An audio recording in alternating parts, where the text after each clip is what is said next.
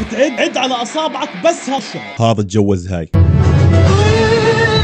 يا حلوي وهلي بهالوش الريان.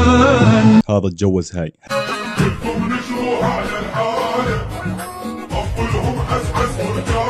هاي اتجوزت هذا. هاي حرفيا اتجوزت هذا. هذا اتجوز هاي. هذا عمل عيد ميلاد مع انه مش الشخصيه المهمه، ولكن عنده 5 مليون متابع، فعمل عيد ميلاد وعمل ترند والى اخره. هذا اتجوز هاي.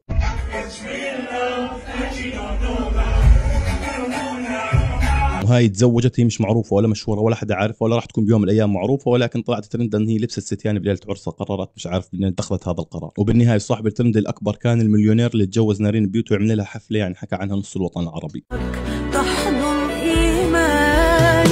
بداية إذا أنك أنت شايف إنه طبيعي كل هذا العدد من المشاهير يحتفلوا بهذا الوقت بالذات من السنة، ولما أحكي لك مشاهير فأقل واحد من اللي أنا جبته بهاي الحلقة تحديدا عنده فوق ال5 مليون متابع، فإذا أنت شايف إنه هذا الشيء طبيعي فأنت عندك إشي مش طبيعي. ثانيا المطربين والممثلين مالناش فيهم، بدنا نحطهم على جنب شوي لأنه هذول الترند تبعهم بسيط، بعد ما يخلصوا الزواج تبعهم كل واحد فيهم بيرجع على شغله، اللي عنده تمثيل واللي عنده غنى واللي عنده حفلات وإلى آخره. ثالثا والأهم إنه ليش أنا أصلا ضد تكاثر اليوتيوبرز أو تزاوج اليوتيوبرز، ولما أحكي لك إنه أنا ضد فأنا ضد بشكل عام، مش انه ضد تحديدا بهذا الوقت او لما يكون في عندنا شغلات معينه لازم نتعاطف معها، لا انا ضد بشكل عام، انه بكل بساطه مقاطعهم بعد ما يتجوزوا بتكون بالشكل التالي بالضبط. هاي كيفكم حبايبي؟ هاي حبايبي كيفكم؟ معكم بيسان محمود خطيبي للي ما بيعرفوا قرا الاخبار. اليوم راح نصور لكم مقطع انا وزوجي اسمه مقطع الخيانه الزوجيه. سو جايز، وقبل ما نبلش هذا المقطع لازم احكي لكم انه هذا المقطع برعايه شركه طوبزني للفازلين اللي انا راح استخدمه بهذا المقطع اللي راح اخون فيه زوجي حبيبي اللي تزوجنا قبل اسبوع مع اصدقائه، راح اخونه مع اصدقائه. عشان هيك جايز اذا المقطع عجبكم بليز بليز بليز توصلوا لي اياه 100,000 لايك.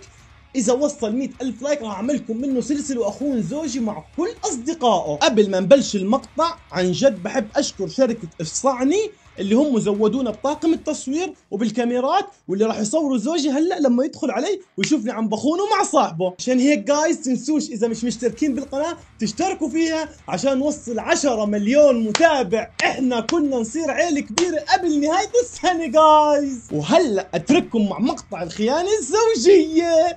ليتس جو. بدكم نجروا على الحالة طفلهم حسحس ورجالة. بدكم نجروا على الحالة طفلهم حسحس ورجالة.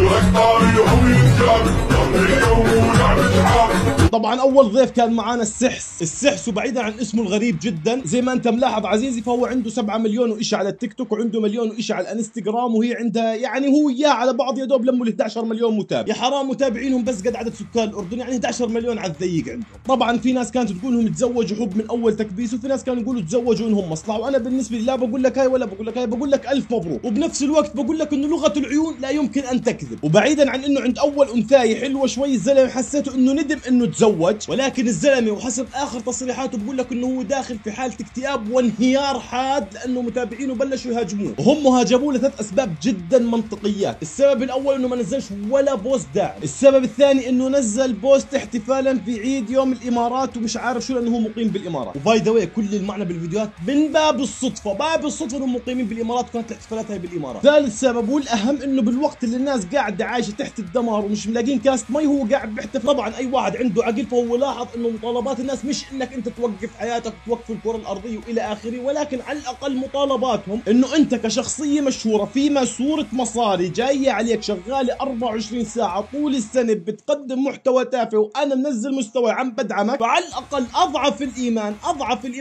الايمان احتراما لهالناس اللي مش ملاقي كاسه مي تحسسنيش انه الوضع طبيعي وانك فرحان وعايش باللا لاند وبعالم يوتيوب يا اخر، وانه انت كمشهور تافه لا تقدم اي شيء ولا اي قيمه ومع هيك بتعمل الافات مؤلفه مبالغ بها، بس وقف شويه نستقبل عريسنا الثاني.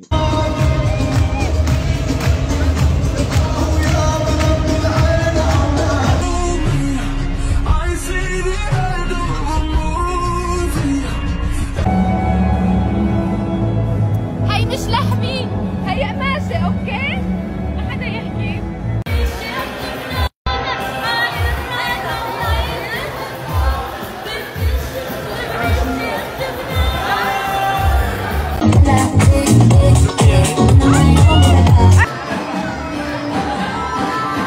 شوف عزيزي، لانه انا عن جد قرفت، يعني انا وصلت لمرحله الاشمئزاز. كل المشاهير اللي بتعرفهم كلهم لا استثني منهم احدا، اللي ما حضرش عيد ميلاد هذا حضر عيد ميلاد هذاك، واللي ما حضرش خطوبه هاي حضر خطوبه هذاك، واللي ما حضرش خطوبه هذاك حضر خطوبه هاي. وبديش اقسم بربنا، ولكن قسم بالله انه هذا شيء مقصود، انا متاكد انه شيء مقصود. يعني مش معقول كلهم صاروا خلال شهر واحد، يعني اخر 30 يوم هذا كله صار خلال 30 يوم، مش معقول هذا الشيء. والسبب الاول والوحيد والاوحد انهم قاعدين بيعملوا هذا الشيء انت عزيز، اي نعم انت اللي كنت سبب شهرتهم. كزن والله ما حدا جار هاي الاشكال غير انت. اقل واحد باللي جبتهم هون كان السحس وخطيبته، زلمه مسكين وعلى البركه وطيب ترى، يعني ما بقول لك انك تروح تهاجمه، فعليا زلمه مسكين وعلى البركه، تركها على الله هيك، ابصر كيف انشهر هو مش عارف كيف اصلا. وبرغم هيك توتال المتابعين تاعون الخطابه بيطلع حوالي 11 مليون، وباقي القائمه اقل واحده فيهم بسام اسماعيل، هيك عندها حركه 20 مليون على الضيق بين يوتيوب وتيك توك وانستغرام، بالاضافه مع خطيبها. عائله البيوتي او زي ما بسموهم عائله البيوتي، ولا ما بفهمش بتابعهم الصراحه ولا بعرفهم والله انا. العيله هذول عندهم بالراحه حرقت 30 40 مليون بين انستغرام وتيك توك ويوتيوب والى اخره. نور ستارز لحالها عندها على اليوتيوب فوق ال 20 مليون، او هذا انا اللي فهمته، والله مش فاضي اتبع، اذا انت بتقدر تتبع روح تبع وراهم. على الانستا عدت ال 15 مليون، وكلهم مشاهير من قبل ما انا اصلا افكر اطلع على السوشيال ميديا. وللمره الاخير لانه انا عن جد قرفت واشمئزيت، ويعني جد الوضع انا عندي كركبه